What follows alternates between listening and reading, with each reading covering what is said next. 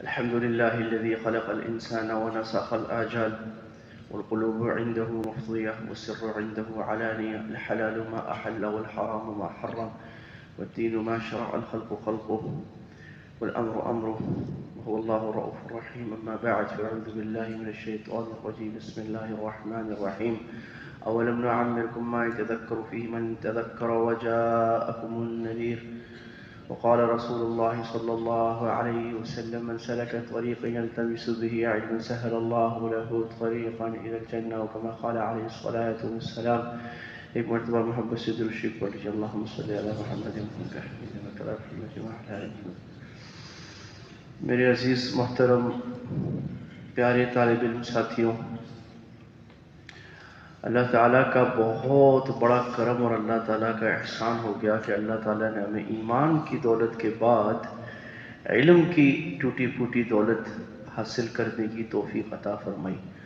اور اللہ تعالیٰ دنیا کے بہترین مراکز میں سے ایک مرکز میں اور دنیا کے بہترین اساتذہ اور بہترین نظاموں میں سے ایک نظام سے اللہ تعالیٰ نے ہمیں جوڑ دیا.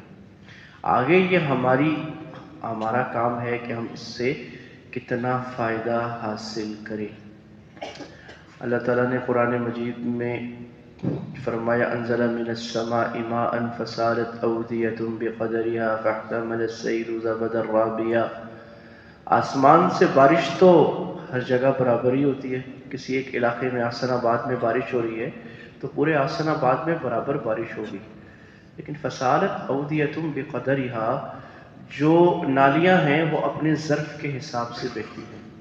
اگر نالی بڑی ہے تو پانی زیادہ جمع ہو جائے گا، بڑا حوض ہے پانی زیادہ جمع کر لے گا، چھوٹا حوض ہے کم پانی جمع کرے گا.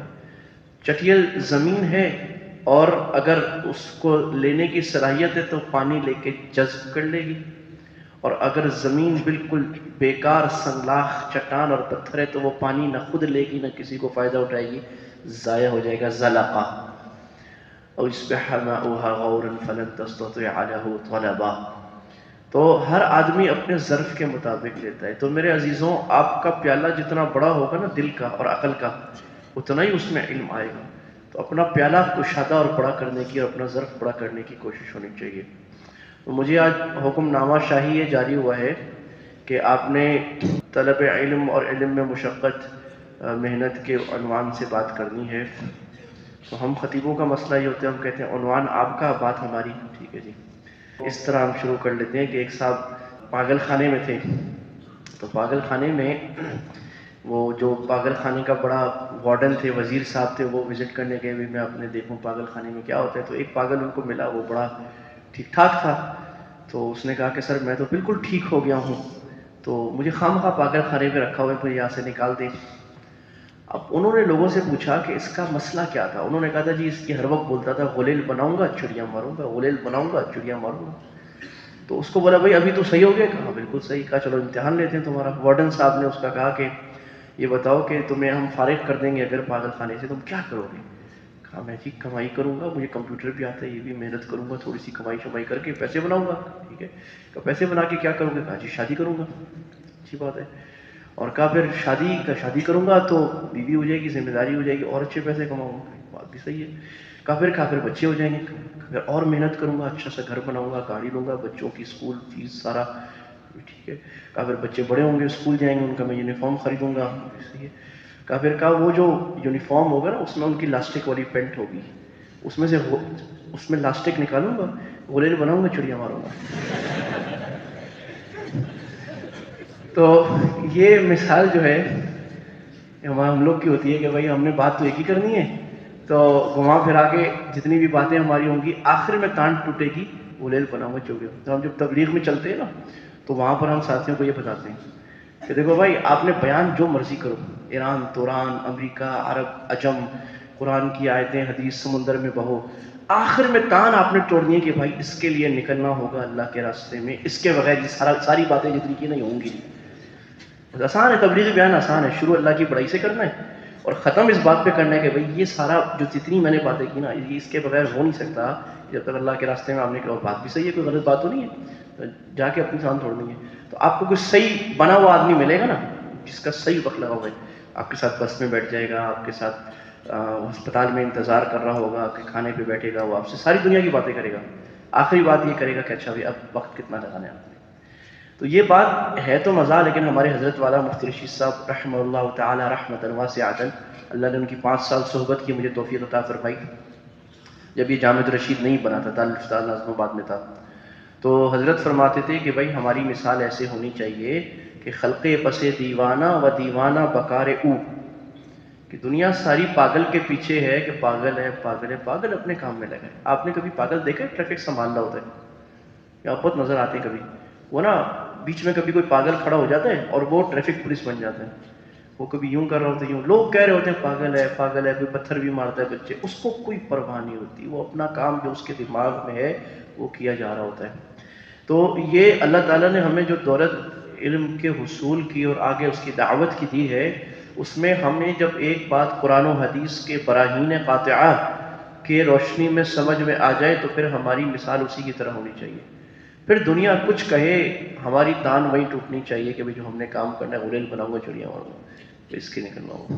یہ ہے علم۔ اس کو کہتے ہیں کہ انگریزی میں کہتے ہیں کہ keeping your goal in your mind, کہ آپ جو فٹ بال کھیلنے والے ہوتے ہیں نا، وہ فٹ بال میں ادھر بھی جائیں ادھر بھی جائیں، آپ میں کوئی فٹ بالرز بھی ہوں گے کام کے، ہیں کوئی؟ اچھا، وہ کبھی بال پیچھے بھی پھینکتے ہیں، ٹھیک ہے نا، پاس دینے کے لیے، لیکن نظر میں کیا ہوتا ہے؟ گول۔ ادھر پورے میدان میں ہر ایک کی نظر میں گول ہوتا ہے۔ تو یہ میرے عزیز دوستوں آپ کو طے کرنا ہے آپ کا گول کیا ہے۔ رضائے الہی تو ہے ہی ہے، اور لیکن اس میں زندگی کے گول کیا ہے، اس میں ہم نے کہاں تک پہنچنا ہے۔ یہ جو علم کا راستہ ہے، یہ ہمارے اس بڑے گول، اس بڑے ویژن، اس بڑے مقصد جو ہمیں جنت کے عالی سے عالی درجات پہ لے جائے گا، اس کی ایک بڑی بڑی سیڑھی ہے۔ پھر اس علم کے راستے پہ چلنا ہمارے لیے ایسا نہیں کہ آج شروع ہو گیا، بلکہ رسول اللہ صلی اللہ علیہ وسلم دنیا کے پہلے استاد بھی تھے، دنیا کے پہلے شاگرد بھی تھے اس اسلام کے۔ شاگرد کس کے تھے؟ اللہ کے نبی، اللہ کے شاگرد تھے، ٹھیک ہے نا۔ اللہ علمہ البیان، اللہ نے سکھایا۔ پھر اللہ کے نبی کو جو شاگرد ملے، نہ دنیا میں کبھی ایسے شاگرد ہوں گے، نہ دنیا کے بعد کبھی ایسے شاگرد ہوں گے۔ صحابہ کرام انہوں نے پڑھ کر دکھا دیا، ابو ہریرہ نے، عبادلہ الثلاثہ، عبادلہ اربعہ نے، عبداللہ بن عمر نے، عبداللہ بن عمر نے، عبداللہ بن عباس نے، عبداللہ بن مسعود رضی اللہ، عبداللہ بن جعفر نے، ان رضی اللہ عنہ نے، عمار نے، کہ پڑھا کیسے جاتا ہے، اور پڑھ کے علم کو آگے منتقل، پھر ان کے شاگرد تابعین، تبع تابعین، پھر ائمہ حدیث فقہاء، اور ہمارے اکابر تک آج تک یہ راستہ ساتھ۔ اب ہم اسی راستے پر چل کر اگر علم کا حصول کریں گے اور دعوت کریں گے تو وہ مبارک ہے۔ یعنی اس راستے کے اصول یاد رکھو، جزئیات ہر زمانے میں بدلیں گی، ٹھیک ہے نا۔ صحابہ کرام کے پاس چھپی ہوئی کتابیں تو نہیں تھی نا، صحابہ کرام کے پاس ایسے قلم ہمارے جیسے تو نہیں تھے، کمپیوٹر نہیں تھا لکھنے کے لیے، ذرائع تبدیل ہوں گے، اصول وہی رہیں گے۔ ما صلح هذا الدين الا بما ما صلح اخر هذه الامه الا بما صلح به اولها۔ سفیان ثوری رحمہ اللہ تعالیٰ کا مشہور مقولہ تھا، امت کا آخری طبقہ بھی اسی طرح ہدایت پائے گا اس طرح اول طبقہ نے ہدایت پائی تھی۔ اب ان حضرات کے میرے بھائی دوستوں بزرگوں واقعات ہیں۔ تذکرۃ الحنابلہ میں حافظ ابن عقیل، القاضی ابن عقیل رحمہ اللہ تعالیٰ کا قصہ لکھا ہے۔ قاضی ابن عقیل کو جانتے ہو نا، ان کی کتاب بھی پڑھتے ہو آپ؟ پڑھتے ہو نا بھائی؟ شرح ابن عقیل، یہ قاضی تھے، حنبلی قاضی۔ ہاں، تو وہ کہتے ہیں کہ 6 مہینے ہم ایسے رہے، بلکہ لمبا عرصہ اس سے بھی، کہ جس میں روٹی نہیں کھاتے تھے، ستو پھانک لیتے تھے، پانی پی لیتے تھے، کھاتے تھے، کیونکہ کہتے تھے ما بین الدف والاکل مطالعۃ 10 ورقات، جتنی دیر روٹی کھانے میں لگتی ہے اتنی دیر میں 10 صفحوں کا مطالعہ ہو جاتا ہے۔ شیخ الحدیث مولانا زکریا صاحب رحمہ اللہ تعالیٰ، جن کو وہ مرتبہ ملا کہ ہندوستان میں جب شیخ الحدیث کہا جاتا ہے تو ایک ہی آدمی مراد ہوتا ہے، صرف مطلق شیخ الحدیث کہا جائے تو شیخ الحدیث مولانا زکریا کاندوری صاحب مراد ہوتے ہیں۔ تو وہ فرماتے تھے کہ وہ دوپہر کا کھانا نہیں کھاتے تھے۔ وہ کسی نے حضرت دوپہر کا کھانا آپ نہیں کھاتے؟ کہا کہ بھائی پہلے میں دوپہر کا جب کھانا کھاتا تھا تو مطالعہ جاری رکھتا تھا، میری ایک بہن تھی بڑی مشفقہ، وہ میرے منہ میں نوالے ڈالتی تھی، ابھی میرے اتنے نخرے اٹھانے والا کوئی ہے نہیں بہن کے جانے کے بعد، اور مجھے مطالعے کا نقصان برداشت نہیں ہے۔ حضرت کا مطالعہ پتہ ہے کتنا تھا ایک دن کا؟ عربی کا، یعنی آپ زور مار لیں ایک دن عربی کے کتنے صفحات کا مطالعہ کر لیں گے؟ کتنا کر لیں گے؟ 10 20 30 بہت دیر مارا 100 وہ بھی کسی ایک دن زور مار کے عربی کے 1000 صفحات 1000 صفحات عربی کے روزانہ کا مطالعہ تھا شیخ الہند. پھر ایسے بقدر الکد تکتسب المعالی ومن طلب العلا سہر الليالي پھر ایسے ملتا ہے جان توڑ محنت اور کنسسٹنٹ مستقل احب الاعمال اللہ ادومها مستقل محنت. تو آپ سے 100 ہم 1000 بھی نہیں کہہ رہے آپ کو 100 بھی نہیں کہہ رہے آپ روز کے 10 صفحے بھی مطالعہ کر لو نا آپ امام بن جاؤ گے اپنے زمانے کے کچھ وقت پہ کچھ سالوں میں 10 صفحے بھی روز کے کر لو تو بہت بڑی بات ہو جائے گی. تو بھئی یہ وہ ہے وہ یعنی طرق الذہبیہ جو ہمارے سلف صالحین ہمارے سامنے چھوڑ کے گئے. حافظ ابن کثیر نے البدایہ والنہایہ میں امام بخاری رحمہ اللہ تعالیٰ کا یہ قصہ نقل فرمایا ہے. البدایہ والنہایہ تو معلوم ہے نا تاریخ کی کتاب. یہ کتابیں پڑھا کرو اس لیے میں حوالہ بھی دے رہا ہوں کہ یہ ان میں ہمارے سلف کی رونق باتیں ان کتابوں کو اٹھایا کرو ڈائجسٹ کے بجائے. تو کہا کہ امام بخاری رات کو سوتے ہوئے کوئی بات ذہن میں آتی اٹھ جاتے اور لکھ لیتے حدیث کی کوئی بات آتی. قال وكان يزيد على 20 مرة في الليل ایک رات میں 20 دفعہ سے زیادہ ایسا ہوتا سو رہے نیند نہیں آ رہی سو گئے اٹھ گئے کچھ خیال ہے اٹھ کے پھر لکھنا پھر. اور اس زمانے میں لکھنا ایسا نہیں تھا کہ آپ کے پاس قلم میں لکھ لیا. وہ قلم کو اس میں دوات نکالنی پڑتی تھی اس کو ڈالنا پڑتا تھا اوپر کو سکھانا پڑتا تھا لکڑی کے قلم کو پھر لکھنا پڑتا تھا پھر کاغذ کو سکھانا پڑتا تھا اس کو بلاٹنگ کرنی پڑتی تھی یہ پھر جا کے لکھا جاتا تھا. هكذا كان عبد الرحمن بن ابي حاتم وصاحب تفسير ابن ابي حاتم. وتفسير ابي حاتم هي من اشهر واقدم تفاسير المنقوله يعني التفسير القراني بالحديث. الطبري وابن حاتم بڑی تفسیر ہے دیکھ مکتبے میں جا کے زیارت تو کر لینا.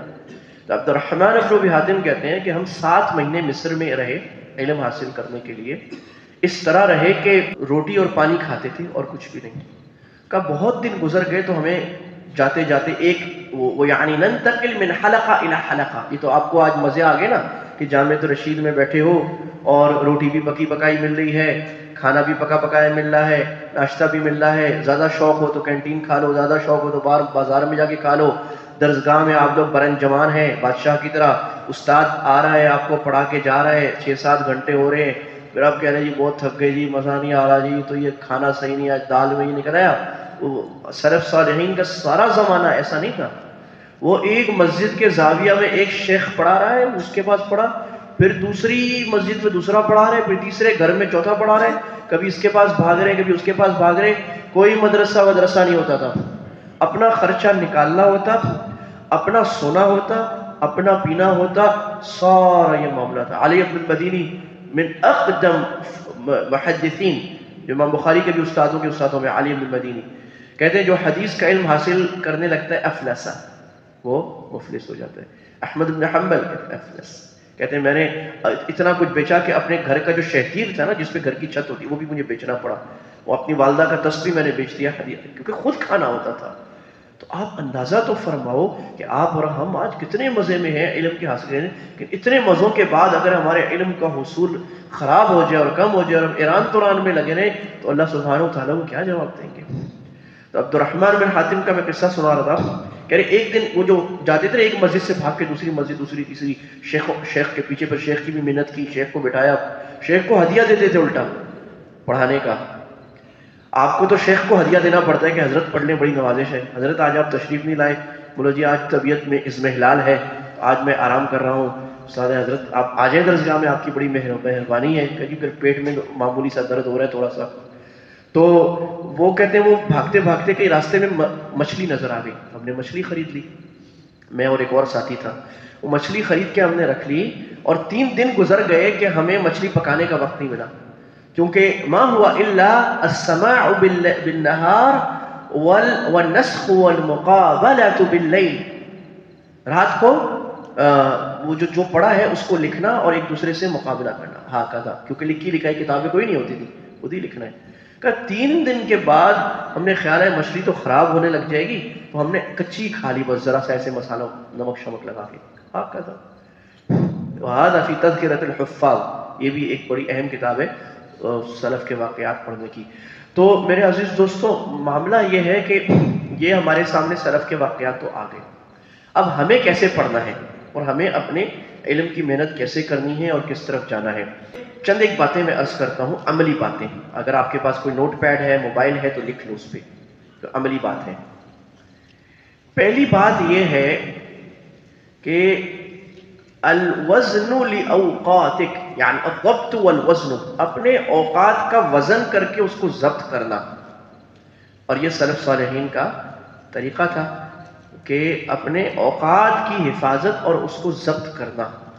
بھئی آپ کے پاس 24 گھنٹے ہیں، 36 گھنٹے ہیں نہیں، اور 10 گھنٹے بھی نہیں ہیں۔ 24 گھنٹے میں سے کتنے گھنٹے سونے کے نکالنے ہیں؟ 7 گھنٹے کم سے کم ہونے چاہیے۔ امتحان کے اوقات میں بے شک کم ہو جائیں، عام دنوں میں 7 گھنٹے ہونے چاہیے۔ آپ کم کرو گے آپ کی صحت خراب ہوگی، تو 7 گھنٹے یعنی قیلولہ ملا کے 7 گھنٹے آپ نے نکال لیے۔ نمازوں کے اوقات کتنے؟ آنا جانا، وضو کرنا، آپ نے فرض کرو 3 گھنٹے نکال لیے۔ کھانے کے اوقات کتنے؟ آنا جانا، کھانا، آپ نے نکال لیے کہ جی یہ ہمارے 3 گھنٹے ہیں، 3 گھنٹے، 2.5 گھنٹے، 2 گھنٹے، کچھ بھی نکال لیا آپ نے۔ اور جی ہمارے پھر اس کے علاوہ اب آپ نکالو میرے اوقات الدراسیہ کتنے ہیں جس میں پڑھ رہا ہوں۔ اوقات الدراسیہ کے بعد اوقات المطالعہ، اوقات التکرار، اس کو الگ جمع کر لینا ہے لکھ کر، یہ بہت ضروری ہے، اس کا آپ فائدہ دیکھو گے زندگی میں۔ اور اس میں معمولات الیومیہ بھی بنانا ہے، وہ معمولات الاسبوعیہ، اسبوعیہ وہ ہوتا ہے جو ہفتے میں 1 دن آپ نے کام کرنا ہے، اور شہریہ وہ ہے جو مہینے میں آپ نے 1-2 دفعہ کام کرنا ہے، مہینے میں یہ کام میں نے پورا کرنا ہے۔ اور سنویہ وہ ہوتا ہے کہ آپ نے طے کیا اس سال میں مجھے یہ کام کرنا ہے، جس کو ریزولوشن آف ایئر کہتے ہیں، کہ اس سال میں میں نے اپنی معلومات، صلاحیت یا اخلاق کو اتنا بڑھانا ہے، یہ کتابیں پڑھنی ہے، یہ فن حاصل کرنا ہے، یہ مہارت حاصل کرنی ہے، اتنے لوگ پیغام پہنچانا ہے، یہ آپ کے سال کا ہوگا۔ پھر چھٹی والے دن کو الگ سے پلان کرنا ہے آپ نے، پھر چھٹیوں کو الگ سے پلان کرنا ہے کہ چھٹیوں میں میں نے کیا کرنا ہے۔ اس تخطیط، اس کو عربی میں کہتے ہیں تخطیط، ہاں، النظم والضبط کو، اس کو آپ نے اس طرح بنانا ہے اتنے سارے اوقات۔ اور اس میں پھر اب آپ نے نکالنا ہے کہ میرے خارجی مطالعے کے کیا اوقات ہوں گے، جس میں میں نے اپنا خارجی مطالعہ کرنا ہے۔ امتحان سے پہلے آپ کا داخلی مطالعہ زیادہ ہوگا، کتاب کا، شروحات کا۔ امتحان کے علاوہ کچھ نہ کچھ وقت خارجی مطالعے کا جو آپ کے اس مطالعے کو کمپلیمنٹ کرے گا، کیونکہ جو طالب علم خارجی مطالعہ نہیں کرتا اس کا علم محدود ہوتا ہے، مسدود ہوتا ہے، بہت لمیٹڈ ہوتا ہے، وہ اپنے ڈبے میں کنویں کا مینڈک ہوتا ہے۔ تو آپ کو خارجی مطالعے کرنے ہیں اور مختلف انواع کے کرنے ہیں۔ اب یہ آپ بولو یہ ہمارے پاس تو وقت نہیں ہے، وقت بہت ہوتا ہے۔ تو ابن قتیبہ جو تھے، بلکہ امام صنعانی، وہ چلتے چلتے کتابیں پڑھتے تھے، اور وہ ان کے شاگرد لکھتے ہیں کہ کبھی کبھار جو ہے وہ کبھی نالی میں بھی پہنچ چلا جاتا تھا۔ لیکن یہ جو آپ کا وقت ہے، مسجد میں آگے سنتیں پڑھ لی، 4-5 منٹ بچ گئے، کتاب بغل میں ہو، مطالعہ شروع۔ آپ کہیں نزہہ پہ بیٹھے ہیں، عصر کے بعد آپ نے کہا میں نے کھیلنا ہے، کھیل لیا، کچھ وقت مل گیا مطالعہ۔ کھیل نہیں رہے جو ساتھی، بس کھیلنا چاہیے کچھ نہ کچھ، تو وہ کہیں بیٹھے ہیں بھی، چائے پی لی، گپ شپ کر لی۔ اب گپ شپ کی کوئی حد ہے نہیں دنیا میں، پاکستان میں تو کوئی حد نہیں ہے، کیونکہ 75-76 قسم کی سیاسی پارٹیاں ہیں، اور مذہبی تنظیمیں بھی اتنی ہیں، سیاسی بھی، ان سب پہ ایک بات کرنا تو ختم نہیں ہوتی، روز نئی خبر آتی ہے، کوئی حد نہیں ہے۔ تو باتوں کی ایک حد مقرر کرنا بھی ہوگی، اس کے بعد اپنا کچھ مطالعہ۔ تو اس کو کہتے ہیں پاکٹس آف ٹائم، وقت کے جیبیں، 5 منٹ ادھر، 10 منٹ ادھر، 5 منٹ۔ اور آپ جب لکھیں گے آپ کو اندازہ ہوگا کہ 5 منٹ ادھر، 10 منٹ ادھر، 15 منٹ ادھر، یہ سارے ضائع ہوئے، میرے کسی کام میں نہیں گئے، فیس بک دیکھنے میں، ٹویٹر دیکھنے میں، ادھر بات کرنے میں، ادھر بات کرنے میں، مٹر گشت کرنے میں۔ ان اوقات کو قیمتی بنا، اللہ کی قسم میں نے اپنی زندگی میں دیکھ لی ایسے لوگ، مدینہ منورہ میں، سوریہ میں پڑھتے ہوئے عرب طلباء کو میں نے دیکھا ہے کہ وہ ہم لوگ تو نحو ہم پر بھاری پڑ جاتی ہے نا، ابن عقیل وغیرہ پڑھنا، تو وہ تو الفیہ حفظ کرتے ہیں، آپ سے شرح نہیں پڑھی جاتی، پڑھی نہیں جاتی، وہ الفیہ 1000 اشعار نحو کے حفظ کریں گے، ایک کتاب فقہ کی حفظ کریں گے، ایک کتاب نحو کی اجرومیہ حفظ کریں گے، ایک کتاب اصول فقہ کی حفظ کریں گے، اور وہ ان کی جیب میں ہوتی ہے، متون لحفظ جیب میں ہوتے ہیں، وہ جہاں بیٹھتے ہیں سننا شروع کرتا ہے، وہ حفظ کرتے، حفظ کر رہا ہے، اس کو ہر فن کا ایک متن حفظ ہے، اور جہاں بیٹھ رہا ہے مطالعہ شروع کر رہا ہے، قرآن شروع کر رہا ہے۔ اپنے اوقات کو منضبط کرنا۔ نمبر 2، اچھا یہ رہے گی بات، اس میں اپنے کھیل کا وقت نکالنا بھی ضروری ہے، ورزش کا، کیونکہ انگریزی میں کہتے ہیں کہ beautiful bodies have beautiful minds, ایک خوبصورت اور مضبوط توانا جسم میں ہی توانا دماغ پیدا ہوتا ہے، کمزور جسم میں کمزور دماغ آتا ہے، تو جسم کمزور ہوگا. اور یہ میں دنیا میں دیکھ رہا ہوں، کافی سارے ملک اللہ نے کس ملک کو دکھا دیے، تو دنیا کی جو برتر قومیں ہیں ان میں جو اکیڈمکس بھی ہیں، یعنی جو علماء ہیں، پروفیسر حضرات ہیں، وہ ایسے نہیں بیٹھے ہوئے سارا دن حضرت ویل چیئر پہ، وہ 8-9 کلومیٹر دوڑ کرتے ہیں، 100 کلومیٹر سائیکل چلاتے ہیں، پہاڑ چڑھتے ہیں، وہ اکیڈمک، اس کے بعد آ کے پڑھتے ہیں تو مضبوط ہوتے ہیں. تو آپ اپنا کچھ وقت صبح کا یا شام کا ورزش اور مضبوط، آپ تو جوان لوگ ہیں، ایسا کھیل کھیلیں جس میں پسینوں کا زبردست پسینے بہ جائیں، زبردست دل دھڑک کے گرم ہو جائے، تو پھر اس کے بعد آپ کا پڑھنا اور یہ چیز ملوگی. صحابہ کرام رہبان باللیل و فرسان بالنہار تھے، رات کو اللہ کے آگے رونے والے، دن میں تلواریں چلانے والے، لڑنے والے. تو یہ نظم الاوقات، اس پر کچھ وقت کا کشن رکھ لینا ہے. آپ نے 10% وقت، 15% وقت خالی چھوڑ دیں، میں کوئی کام آ سکتا ہے، کوئی تفریح، کوئی اچھا. اور یہ مطالعہ اپنے اساتذہ سے پوچھیں. تو سلف سے یہ منقول ہے کہ اذا كان يمل في موضع ينتقل الى موضع آخر، اگر ایک چیز کے مطالعے میں بور ہونے لگ جائیں تو دوسری طرف مطالعہ ہو جائے. تو مختلف قسم کے خارجی مطالعے کی کتابیں آپ کے پاس مختلف عناوین کی ہوں. ایون کسی زبان کو اچھا کرنے کے لیے ناول اچھا پڑھنا بھی بری بات نہیں ہے، لیکن وہ ناول جس سے زبان دانی اچھی ہو. عربی ادب کیا ہے، میں فضول باتیں پڑھتے ہیں نا، لیکن وہ اگر انگریزی آپ پڑھ رہے ہیں، کوئی ناول انگریزی کا اس لیے کہ اس کی انگریزی اچھی ہو جائے، کوئی بات نہیں. عربی کا ناول، اردو کا، زبان اچھی ہے پڑھ لیں.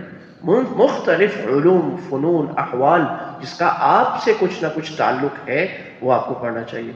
یہ تو ہو گیا نظم الاوقات. نمبر 2، جب آپ تیاری کر رہے ہیں امتحان کی، امتحان کے علاوہ، تو آلات العلم یا آلات الحفظ کو استعمال کریں. اس میں کیا ہے بھائی، آپ کے پاس ایک ہائی لائٹر ہونا چاہیے، پیلے رنگ کا، پنک رنگ کا. اہم باتوں پہ نشان لگائیں، اہم باتوں کو صفحے کے شروع میں لکھیں. میں جب ہم پڑھتے تھے تو میرے بارے میں ساتھیوں میں مشہور تھا، اس کو اندازہ ہوتا ہے کہ امتحان میں کیا آئے گا. تو آخری رات ہر سبق سے پہلے میں بیٹھ جاتا تھا اور 20 سے 25 میں موضوعات نکالتا تھا، بھائی اس میں سے امتحان آئے گا. اب وہ مشکل نہیں ہے، کیونکہ آپ استاد کے کرسی پہ بیٹھ کے سوچو نا، جس چیز میں بہت مختصر بات ہے وہ بھی استاد نہیں دے گا، جو بہت لمبی بات ہے وہ بھی استاد نہیں دے گا، درمیانی دے گا، جو اہم ہے، جس کا تعلق ہے، وہ نکال کے بیٹھ جاؤ، اس میں سے اکثر آ جاتا ہے. تو اب یہ کیا ہے، یہ آلات ہیں کہ اس آلات کو استعمال کرنا ہے، ابواب کو استعمال کرنا ہے. نوٹس لکھیں اپنے پاس، کتاب ہر ہدایہ کی الگ ہو، اصول شاشی کی الگ ہو، بلاغہ کی الگ ہو، معانی کی الگ ہو، اس میں لکھیں کہ اس سے مجھے کیا کرنا ہے، اس میں سے کیا حاصل تھا، اہم باتیں کیا تھیں، ان اہم باتوں کو آگے لکھنا. چوتھی بات یہ کہ جب کام بڑا ہو تو اس کو ٹکڑوں میں کر لینا. جب بہت بڑا کام ہوتا ہے، یار پوری ہدایہ کا امتحان ہے، توبہ توبہ توبہ، پوری مشکات، یہ تو بخاری، مسلم، ترمذی، توبہ توبہ، کون دے گا اس کا امتحان. تو اس کو ٹکڑوں میں کر لیں، تقسیم کریں. اس میں الاہم فالاہم، اس کو پھر کر لیں کہ جی میں 7 دن پہلے سے پلان بنایا، اس کو میں نے 7 دن میں کاٹ لیا، 7 دن میں اس کو پورا پڑھوں گا، اتنا اتنا، اور اس کی پوری پلاننگ کر لینا کہ یہ اتنا کرنے لگ جانا. تو ہم پہلے دن پلاننگ کرتے ہیں، دوسرے دن کہتے ہیں یار کل کر لیں گے، کل کر لیں گے، جاتے جاتے آخری دن جو ہے اتنا جمع ہو جاتا ہے. تو اس کو چھوڑنا، اپنے آپ کو معمول کو بنا کر اس کو مضبوطی سے عمل کرنا. ہمارے شیخ حضرت مفتی تقی اسماعیل صاحب دامت برکاتہم کے سامنے ہم نے حضرت جب بھی پیش کیا، حضرت اس کام میں سستی ہو رہی، تو حضرت فرماتے ہیں بھائی ایک ہی حل ہے، کوئی آپ کے سامنے خضر تو آئیں گے نہیں آپ کو حل کرانے. بات یہ ہے کہ آپ نے معمول بنانا ہے اور سختی سے اس پر عمل کرنا ہے. اور چھٹی بات یہ ہے کہ جب کوئی اچھا کام کر لیں تو اپنے آپ کو شاباش دینا. اچھا کام کیا، زبردست. شاباش کے بہت طریقے ہو سکتے ہیں. کوئی اچھا کھانا کھا لینا، میں کوئی اچھا کام کیا، محنت کی، جان مار لی اتنا سارا، اچھا کھانا کھا لینا، اچھی گپ شپ کر لینا، کوئی جائز تفریح کر لینا، کچھ نہ کچھ جا کے یہ تو میں نے اچھا کام کر لیا آگے. اچھا، تو اس چیزوں میں ایسے حلقے میں بیٹھنا جو آپ کو علم کی طرف ابھارے. ایسے دوستوں سے دور رہنا جو فضولیات میں رکھتے ہوں، جو نواز شریف، عمران خان، پیپلز پارٹی، یہ فلاں تنظیم وہ کر رہے ہوتے ہیں، ان سے بالکل دور رہنا. جو فرقہ واریت کی باتیں، فلاں مولوی نے کہا، فلاں مولوی نے کہا، فلاں مولوی، یہ سارے دور ہم گزار چکے ہیں. ایک زمانہ تھا جب ہم جلسوں میں اس لیے جاتے تھے کہ جا کے مولوی صاحب کا وہ بیٹھتے تھے، جو بھی مولوی صاحب نے بات کی بتا، ہاں یہ مولوی صاحب نے کیا بات کی، اس کو تفریح بناتے تھے. تو ایسے ساتھیوں کے ساتھ بیٹھنا جن کے اندر علم کا مذاکرہ ہے، علم کا مذاکرہ کرتے ہیں، علم کی بات کرتے ہیں، پڑھائی لکھائی والے ہیں، سمجھ والے ہیں، ان کے ساتھ. اسی طرح جن ساتھیوں کو اللہ نے صلاحیت دی ہے وہ تکبر نہ کریں، ان کے اوپر ہے کہ وہ دوسروں کے لیے وقت نکالیں، اپنے وقت میں سے دوسروں کو بھی وقت دیں، ان کو اپنے ساتھیوں کو ساتھ لے کے چلیں. اکیلا چلنا کوئی کمال نہیں ہے. سب کو بتائیں کچھ نہ کچھ کہ بھائی یہ کریں یہ کریں، ان کو ٹپس دیں، بتائیں، سمجھائیں. کسی کو کوئی بات سمجھ میں نہیں آ رہی اس کو تکرار کرائیں، اس کو بتائیں یہ آپ کے علم کی زکوٰۃ ہے. اگر آپ نہیں دیں گے تو اللہ تعالیٰ آپ کو بھی اس کے پھل نہیں لگائیں گے. تو ساتھیوں کو سب کو ملا کے چلنا، کمزور کے ساتھ چلنا. یہ چند باتیں تھیں جن کا آپ کو اپنی اس پڑھائی اور محنت میں خیال کرنا ہے. ایک بات جو شروع سے جس کی ہماری تربیت ہوئی دارالفتہ میں اور جامعہ الرشید میں، اردو شرح حرام ہے بالکل. یہ ایسا نشہ ہے اللہ کی قسم کہ ایک دن آپ نے یہ چرس پی لیا، ایک دن آپ نے ہیروئن پی لی، وہ دوسرے دن پھر پلائے گی، تیسرے دن پھر پلائے گی، پھر آپ سے وہ ہیروئن چھوٹتے ظالم منہ کو لگی چھوٹتی نہیں، چھوٹے گی نہیں. اور پھر آپ اس بیساکھی کے ایسے عادی ہو جائیں گے، آپ کی ٹانگیں ایسی خراب ہو جائیں گی کہ آپ کو ہر جگہ وہ بیساکھی مانے گی. اور پھر آپ بڑے ہو کے بنیں گے کدو مولوی. کدو مولوی سمجھ نا؟ کدو جو ہے پانی کے اوپر تیرتا رہتا ہے، اندر نہیں جاتا. تو آپ غوطہ خور مولوی نہیں بنیں گے جو قرآن و حدیث کے اندر جا کر اس کے موتی درر نکال کر دنیا کو بتائے. آپ اردو مولوی بنیں گے. آپ جب درس قرآن دیں گے بولے آپ کیسے تیاری کریں؟ استاد جی میں تفسیر عثمانی دیکھتا ہوں، معارف القرآن دیکھتا ہوں، اور کاندیلوی بھی دیکھ لیتا ہوں، جی حقانی بھی دیکھ لیتا ہوں. ماشاء اللہ ماشاء اللہ. بھائی آپ کو اس کام کے لیے تھوڑی بنایا ہم نے، یہ تو دراسات والا کرے گا. آپ تو تفاسیر عالیہ دیکھو، متوسطہ دیکھو، بالمنقول دیکھو، بالمعقول دیکھو، جمعیت دیکھو، روز تبدیل کرو یا کہ آپ کا کیا کام ہے اردو کتابوں کے ساتھ؟ تو یہ اس کو اپنے لیے زہر قاتل سمجھیں. ایک دفعہ کچھ عرصہ جان لگا لیں. ابھی مسئلہ کیا ہے؟ ابھی مجمع کا 2 سال سے نصاب بنا رہے نا، اب وہ ذمہ داری 2-2.5 سال سے میرے اوپر ہے. جتنی سازش ہو رہی ہے یہ میرے ذریعے ہو رہی ہے نصاب کی تبدیلی کی. اساتذہ ہیں انہیں سے کہا، میں تو بس بیچ میں کام چلا لیتا ہوں. 50-60 اساتذہ کی ٹیم ہے پوری، ہر لجنہ کی الگ ہے، حدیث کی الگ، اصول حدیث کی الگ. لیکن معاملہ کیا ہے، سارے مدارس والے کہہ رہے ہیں آپ نے تو نئی کتاب رکھ دی عربی کی. توبہ یہ کون پڑھائے گا؟ آپ نے تو کنز ہٹا کے جناب مختار رکھ دی. کنز بھی بڑے سلف کی مختار بھی، پتہ نہیں ہمارے تو اکابر یہ پڑھا رہے ہیں. وہ مسئلہ یہ ہے وہ پڑھا نہیں سکتا بیچارہ، یہ پڑھا ہی نہیں سکتی. وہ تو رٹا لگا کے انہیں وہ کہتے ہیں اچھا. اب انہوں نے کہا جی یہ تو، میں کہا بھائی آپ کو عربی آتی ہے نا، 8 سال پڑھا ہے آپ نے، لغت کھولو حل کر لو. بولا بھائی ایسا؟ میں کہا حاشیہ. کہا نہیں جی وہ. میں کہا اور؟ ہم نے کہا اسی طرح کی فقہ کی دوسری کتاب پڑھو، اس سے حل کرو.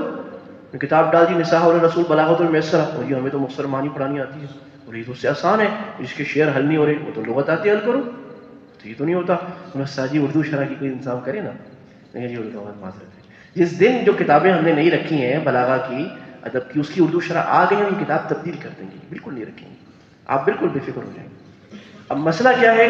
مسئلہ یہ ہے کہ انہوں نے فن نہیں پڑھا. آپ حضرات فن نہیں پڑھتے، آپ حضرات کتاب پڑھتے ہیں. تو آپ کو اگر کوئی آدمی مسئلہ پوچھنے آ جائے گا کہ استاد جی مجھے مسئلہ بتائیں، تو آپ ہدایہ کی عبارت رٹ کے سنا دیں گے. وہ بیچارے کو کیا سمجھ میں آئے گی؟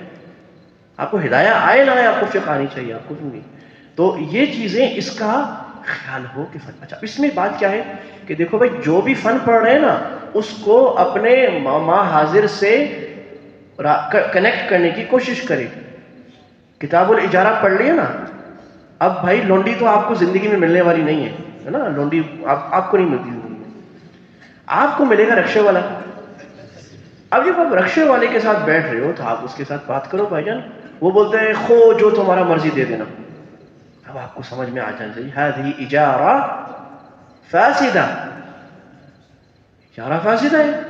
اس کو بولو خو ایسا تھوڑی ہوگا، یا تو میٹر پہ چلے گا، اور یا پھر خو بتاؤ کتنا لے گا، 200 لے گا، 400 لے گا. تو یہ بات ہے. آپ بلاغہ پڑھ لیا آپ نے کہ جی وہ محفحف کالغصن قلت له انتصف اجاب ما قتل المعب حرام سرینا ونجم قد اضاء فمزبدا محیاک اخفاظ. پڑھتے پڑھتے لگے. اب ہم آپ کو ہے کہ بھائی جان یہ آپ نے جو مجاز پڑھا، یہ جو تشبیہ پڑھی، یہ التفات پڑھا، اب یہ قرآن میں بھی بتا دو کہاں ہو رہا ہے. بولے استاد جی وہ تو نہیں آتا ہم کو. بھائی قرآن حل نہیں ہوتا تو بلاغت کس لیے پڑھی تھی آپ نے؟ یہ جو نحو کا قاعدہ پڑھا یہ قرآن میں بتا دو کہاں لگ رہے. تو بھائی یہ آپ کی بھی ذمہ داری ہے، اساتذہ کی بھی ذمہ داری ہے. اس کو کنیکٹ کرو بھائی، یہ مجھے قرآن سے آنا چاہیے. یہ بلاغت تو قرآن کے لیے بنی ہے، یہ نحو تو قرآن کے لیے بنی ہے. اصول فقہ پڑھا، خفی کی مثال آ گئی جی. نباش ہوتا ہے، نباش خفی ہوتا ہے. طراز نبی ہوتا ہے، خفی ہوتا ہے. چلو جی جیب کترا اور وہ کفن چور. اچھا بھائی اور کون خفی ہوتا ہے؟ اور تو کوئی نہیں ہوتا. تو خامخواہ اتنی بڑی اصطلاح کھڑی کر دی یار، سیدھا لکھ دیتے جیب کترا. تو وہ لکھنے کی کیا ضرورت تھی؟ وہ سا جی وہ تو ہمارا کتاب میں نہیں لکھا. کتاب کیوں پڑھا تھا؟ کتاب تو کتاب کے لیے پڑھا تھا. بھائی اس سے نہیں جنت ملے گی، یہ کسی مقصد کے لیے کتابیں لکھی گئی. لہٰذا جو فن پڑھ رہے ہیں اس کی وہ ممت کتابیں پڑھنا جو آپ کو بتاتی ہیں یہ فن آج کے زمانے میں کیا ہے. اجارہ پڑھ لیا تو آج کا اجارہ کیا ہے، کفالہ پڑھ لیا تو آج کفالہ کیسے چلتا ہے، شہادہ پڑھ لی تو پاکستان کا شہادت کا قانون کیا ہے. خود سے محنت کرنا. یہ چند باتیں تھیں، اور اس میں ایک آخری بات اس سے ہٹ کر، اور وہ ہے موضوع فلسطین کا. یہ موضوع ہمارے یہاں سے جاتا جا رہا ہے، اور میں حیران ہوں کہ میں ابھی 10 دن پہلے تک باہر تھا ایک غیر مسلم ملک میں، برطانیہ میں. وہاں میں آپ کو صحیح بتا رہا ہوں، وہاں کے مسلمانوں میں ہم سے 10 گنا زیادہ اس کا جذبہ تھا. ہر مسلمان نے فلسطینی اسکارف پہنا ہوا، مظاہرے ہو رہے ہیں ہر ہفتے لاکھوں کے حساب سے، اور مرد عورتیں نکل رہے ہیں اس میں، اور اپنے تحریریں لکھ رہے ہیں، احتجاج کر رہے ہیں، فیس بک کو بھرا ہوا ہے، ویڈیوز ڈال رہے ہیں، ان کے لیے کمپنیوں کا بائیک آؤٹ کر رہے ہیں، اپنے ملکوں سے نکال رہے ہیں. ہمارے اندر وہ جذبہ نظر نہیں آ رہا. ایک ہو مسلم حرم کی پاسبانی کے لیے نیل کے ساحل سے لے کر بقا کے کاشغر. یہ امت کا رستہ ہوا اس وقت جگر ہے. یہ وہ خنجر ہے جو یہود نے ہمارے سینے پر ڈالا ہوا ہے، دل کی طرح اندر. یہ خنجر کی مثال ہے اس میں. اس پر اس موضوع کو زندہ رکھنا جذباتیت کے ساتھ نہیں، علمی لحاظ سے اس کو سمجھنا، مسئلہ فلسطین کیا ہے، ہماری ذمہ داری کیا ہے، کیوں امت کمزور ہے، کیوں ہم نہیں کھڑے ہو پا رہے، کیوں ہم آپس میں بٹے ہوئے ہیں، کیوں ہم کچھ نہیں کر پا رہے. اس کی طرف فکر کرنا، چاہے وہ فکر کا وقت 10 سال بعد آئے، ابھی سے محنت کرنا کہ کیا ہو رہا ہے. اس وقت میں اس موضوع کو مرنے نہیں دینا، اس کو جاری رکھنا ہے. اور اس کا ایک بڑی واضح علامت وہ ہوتی ہے کفایہ، جو فلسطینی رومال ہوتا ہے وہ کفایہ دیتا ہے، علامت ہوتا ہے احتجاج کی. ہاں، یہ کہہ رہے ہیں کہ ہمارے نظام میں معاملہ یہ ہے کہ طلبہ دور حدیث سے فارغ ہوتے ہیں، قرآن و حدیث میں کمزور ہوتے ہیں. اس پر بات یہ بالکل صحیح بات ہے. تو معاملہ یہ ہے کہ قرآن اصل مختوم تو قرآن تھا، حدیث تھی. تو ہم نے ادھر ادھر کی چیزوں میں زور لگا کے، اب ہمارا طالب علم، ہمارا فاضل اکثر قرآن کا درس نہیں دے سکتا ڈھنگ سے. میرے ساتھ ایک مولوی صاحب تھے، مجھے وہ فاضل ہو گئے، استاد بھی تھے، کافی پہلے کی بات ہے. مجھے کہا کہ کیا صاحب بیان کیسے کرتے ہیں، مجھے بھی پتہ ہے کیوں. کہہ رہے میں ایک جگہ بیان کرنے گیا، میری ساری باتیں 10 منٹ میں پوری ہوگی، میں نے 10 منٹ اگلے 10 منٹ میں ساری وہی باتیں دہرا دی. میں کہا آپ نے 8 سال کیا پڑھا بھائی. تو اس میں اصل میں ایک یاد رکھو، ایک ہوتی ہے معلومات. 3 باتیں اس کو ہم نے یاد، معلومات، نمبر 2 مہارات، نمبر 3 اخلاق. تو معلومات جو ہے یہ تیر ہے، اس کے لیے آپ کو طاقت چاہیے، آپ کو بازو میں طاقت چاہیے، آپ کو آنکھ میں نشانہ چاہیے، آنکھ تیز کی ساری. یہ ہے مہارات، کہ آپ کو دعوت کی مہارات، کمپیوٹر سے ریسرچ کرنے کی مہارات، کمپیوٹر سے آگے پہنچانے کی مہارات، کیمرے کی مہارت، لکھنے کی مہارت، بولنے کی مہارت، ٹریننگ کرانے کی مہارت، ورکشاپ کرانے کی مہارات. یہ مہارات کا فن ہے کہ میں اپنی بات کو اگلے کے دل میں کیسے القاء کروں. اس مہارات پہ ہمارے نصاب میں کچھ نہیں ہوتا، بلکہ پورے پاکستان میں نہیں ہوتا. ان مہارات کو آپ کو سیکھنا ہے. نمبر 3 اخلاق، آپ کا رویہ. اخلاق جو ہے یہ اس سب کے اس کی خوبصورتی ہے. اگر اخلاق آپ کا ہوگا، آپ کا رویہ بنا ہوگا، آپ کے اندر صبر حلم ہوگا، تو یہ سب چیزیں آگے پہنچیں گی. تو اس پر ہو. اور صحیح بات یہ ہے کہ قرآن ہم نے نکالا تھا کہ قرآن ہمارے پورے 8 سال کے نصاب میں کتنا ہے، تو وہ بنا تھا 11%، 11.5%. 11.5% کیا ہے؟ صرف قرآن ہے. حالانکہ سارا کچھ خدمت کس کی ہے؟ قرآن کی. اس پہ فکر کرنے کی ضرورت ہے. قرآن اور علوم قرآن. مختلف مطالعے کی مثالیں بتائیں، یعنی کس قسم کی کتابیں. ٹھیک ہے، ایک تو آپ وہ کتابیں پڑھیں جو آپ کو اپنے علم کو جاذب بنائیں، علم میں ترغیب والے. علم والعلماء، قیمت الزمن عند العلماء، عبد الفتاح ابو غدہ. کتابیں درسگاہوں کی، تذکرۃ الحفاظ، تذکرۃ المحدثین. ہاں، جو کتابیں آپ کو علماء کی ہوئی. دوسری وہ کتابیں پڑھیں جو آپ کے فن میں ممید و معاون ہو. مثلا قرآن کا ترجمہ آپ پڑھ رہے ہیں تو صرف تفاسیر بھی پڑھنا، اور وہ جو علوم قرآن سے متعلق ڈاکٹر غازی نے، شاہ ولی اللہ رحمہ اللہ تعالیٰ نے، معاصر علماء نے، عرب علماء کی کتابیں پڑھی، ان کے محاضرات سننا. تفسیر پر جو دنیا کے بڑے علماء ہیں، یوٹیوب پہ ان کے محاضرات پڑھے وہ سننا، اس سے متعلقات پڑھنا. تیسرا، کچھ نہ کچھ دنیا میں جو ہو رہا ہے اس سے مضبوط، سوشل میڈیا سے نہیں، کتابوں، رسائل، جرائد سے اس سے واقف رہنا. چوتھا، جو آپ کے اسکول کے علوم ہیں، میتھس ہے، انگلش ہے، یہ مہارات کی چیزیں ہیں، اپنی عربی ہے خاص طور پہ، ان کو بڑا مضبوط کرتے رہنا. اور کچھ نہ کچھ ادب پڑھنا. یہ مثال، یہ سارا مکس کر کے ہوتا ہے. کچھ اکابر کا تذکرہ، کچھ مہارات، کچھ جدید دنیا کی چیزیں، کچھ قدیم چیزیں. ہاں، کہتے ہیں تفاسیر غیر ماہر استاد کو حوالہ کرتے ہیں. یہ بات صحیح ہے، ہمارے یہاں بہت اس کے ساتھ غلط ہوتا ہے. تفسیر کو سمجھا جاتا ہے سب سے آسان علم ہے، ترجمہ پڑھا دینا ہے. حالانکہ تفسیر مشکل ترین علم ہے. کوئی پڑھ کے تو دیکھے.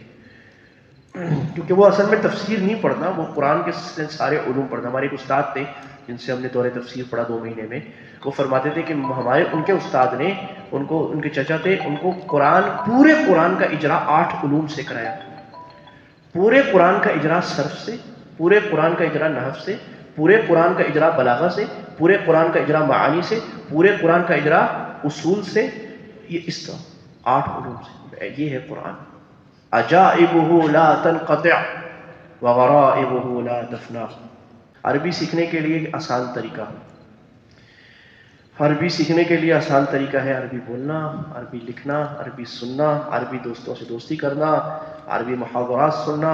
کن فی العربیہ، اسکن فی العربیہ، اسمع العربیہ، کلم العربیہ ولو صحیحا ولو خطأ، لا تخجل لا تستحی. یہ شیء بس